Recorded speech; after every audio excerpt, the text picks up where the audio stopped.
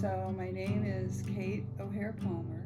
After I was finished with my basic training, I went to Letterman Hospital in San Francisco for a 8-month surgical training program for operating room. And while I was there, they shortened the course from 8 months to 4 months because they needed operating nurses in Vietnam. My friends and I that I joined the Army with had said we would go in together and we'd try to stay together. But we all got split up because I went to an operating room course and they went to other kinds of programs. Mary Lou and I had orders to go at the same day. We were the only 2 women on the plane.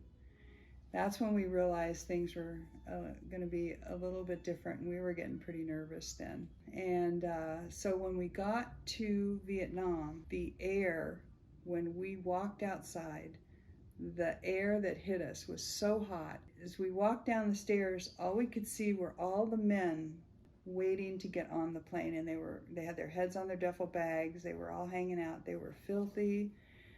They looked so tired, and they all had that 1,000-yard stare. So that was our welcome to Vietnam. So when I got to the hospital, I checked in, met my head nurse, got my unit, got my bed, and they are banging and saying, "Come on, Lieutenant O'Hare, you have to go to the OR.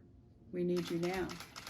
No orientation. Get scrubbed in. They're yelling at me to give them instruments. I'm in a room. It was a Vietnamese lady who had gotten fragged, and one of them had hit her aorta.